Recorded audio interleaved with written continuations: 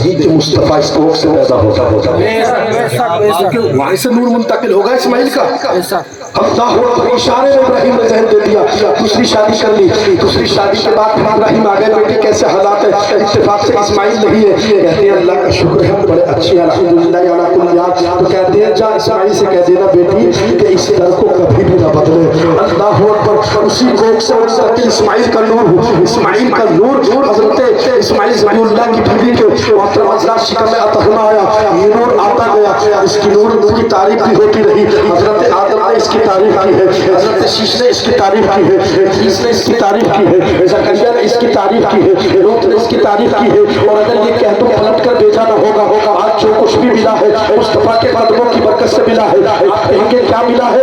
आदम को खिलकत मिली है, शीश को मार्फत मिली है, रूह को हिकमत मिली है, लूत को हिकमत मिली है, रूह को शुजाअत मिली है, इब्राहिम को खुल्लत मिली है, इस्माइल को ज़बात मिली है, इसहाक को रज़ा मिली है, हज़रत सुलेमान को हिकमत मिली है, हज़रत यूसुफ को जमाल और हज़रत यूनुस को जो कमाल मिला है, हज़रत मूसा को जो जमाल मिला है, हज़रत ईसा को जो सिफ़त मिला है। इसी नूर की वजह से है। मतलब ये है कि नूर मुस्तफ़ा की वजह से खलकत मिल गई है, शफ़क़त मिल गई है, तबारक व तआला के नूर की वजह से मार्फत मिल गई है, रिफ़त मिल गई है, नूरानियत मिल गई है, हिकमत मिल गई है, बादशाहियत मिल गई है, हुकूमत मिल गई है, ज़ौक़ मिल गया है, रक़बा मिल गया है। अंबिया मुरसलीन आते रहे, तमाम को कुछ न कुछ मिलता रहा। बल्कि आला हज़रत की वजह जब हदीस से रसूल पर पड़ती है तो बरेली में रहकर ये फैसला करते हैं अर्श हक़ है, मसनद है, रिफ़ात रसूलुल्लाह की, इज़्ज़त रसूलुल्लाह की, आब रब्बिल अर्श जिसको जो मिला उनसे मिला, बत्तिये को नेमत रसूलुल्लाह की, और रज़ा खुद साहिब है, कुरान है, मत्ता है रसूल, तुझसे कब मुमकिन है फिर बिदअत रसूलुल्लाह।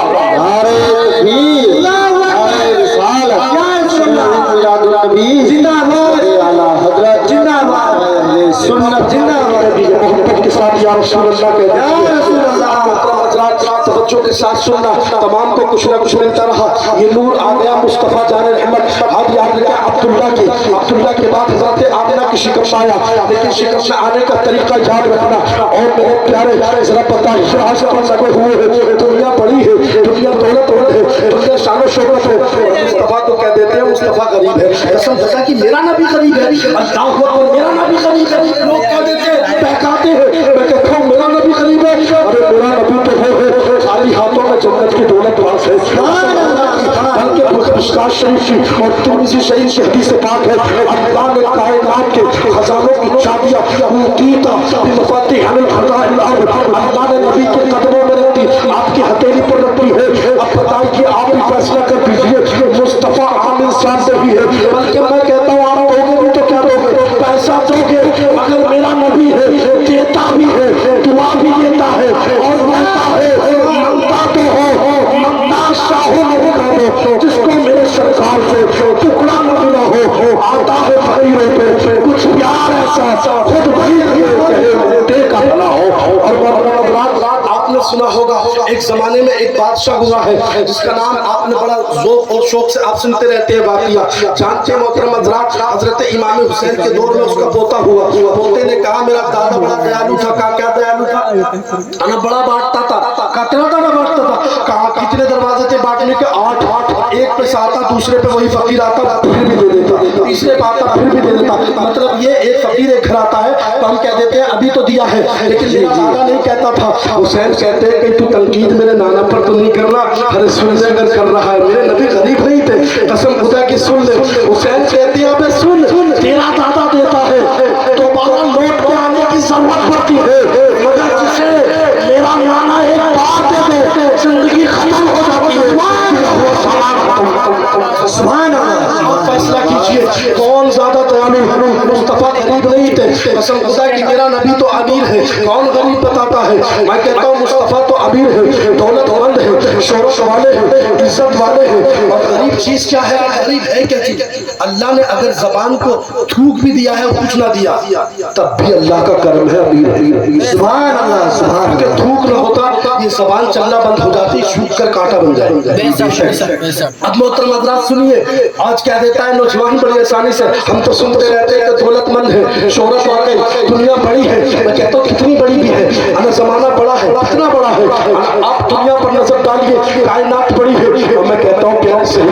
یہ دنیا بڑی ہے، دنیا کے اندر بے شمار دیش بھی ہے اور دیشوں کے اندر بے شمار شہر بھی ہے، شہروں کے اندر تعلق بھی ہے، قصبے بھی ہے، مگر جانتا ہے جہاں تک بات مصطفیٰ کی ہے تو دنیا بڑی ہی نہیں، میں یہ غلام رسول ہو کر یہ فکر دیتا ہوں، کون کہتا ہے یہ دنیا بڑی ہے، یہ دنیا میرے نبی کے قدموں میں بڑی ہے۔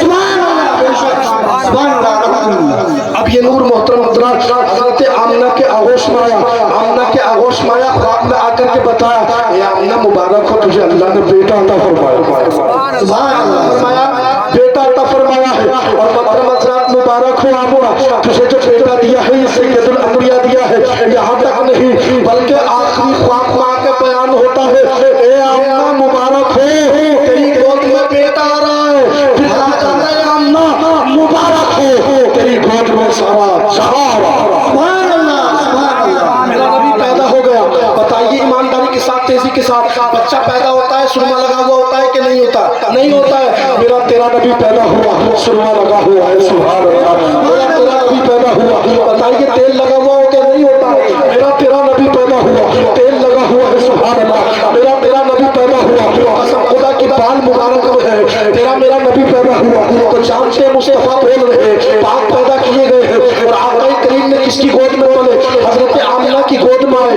آمنہ کون ہے؟ سلامتی کا گہوارہ، کس کے گود میں گئے؟ حضرت حلیمہ کا، جس کے پاس حدتوں کا باب ہے، بچپن ہی میں میرے نبی کو آمنہ کی سلامتی، حضرت حلیمہ کا آغوش ملا۔ لوگ کہتے ہیں حدت ملی، میں کہتا ہوں حدت چیز کیا ہے؟ ارے انہیں حدت نبی کے قدموں کی برکت سے ملی تھی، سبحان اللہ۔ کیسے؟ تو سنو میرا نبی جب پیدا ہوا تو نبی قرآن کا تھوک جس نے پی لیا تھا اللہ نے بڑے ہو کر تمام کو نبی کا صحابی بنا دیا تھا۔ تھوک کی طاقت کا عالم یہ تھا کہ میرا نبی کا تھوک اگر خالی کنواں میں پڑتا تو میٹھا ہو جاتا، اگر محترم حضرات کنویں میں پانی نہیں ہوتا تھوک کی برکت سے پانی ہو جاتا ہے، دادا کی آنکھ نکل جاتی تھوک کی برکت سے ٹھیک ہوتی ہے، کسی کی پنڈلی ٹوٹ جاتی تھوک کی برکت سے ٹھیک ہوتی ہے۔ کوئی محترم حضرات مطلب یہ ہے نبی کا تھوک ایک ہے، کسی کی آنکھ ٹھیک کر رہا ہے، کسی کی زبان ٹھیک کر رہا ہے، کسی کی پنڈلی صحیح کر رہا ہے، تھوک ایک ہے مگر جانتے ہیں طریقہ دیکھیے، عالم یہ ہے، رحمتوں کا عالم دیکھیے، پھر دیکھیے گا جب یہی تھوک مبارکہ حضرت علی خیبر کے مقام پہ چاشونے کے لیے لیا تو ان کی چاشو میں زخم کو ٹھیک کر دیا اور یہی تھوک ابن خلق پر پڑا تو اسے ختم کر دیا، سبحان اللہ۔ تھوک ایک ہے، فرمان الگ الگ ہے، یہ کس نے دیا ہے؟ یہ اللہ تبارک و تعالیٰ نے تحفہ دیا، نبی پیدا ہوئے، امت کو یاد کیا، اس سے پہلے خدا کو یاد کیا، بس رب نے فیصلہ کر دیا آج نماز تم پڑھتے ہو، آخری جملے یاد رکھنا، آج نماز تم پڑھتے ہو، نماز قبول ہے کہ نہیں، روزہ قبول ہے کہ نہیں، ایام قبول ہے کہ نہیں،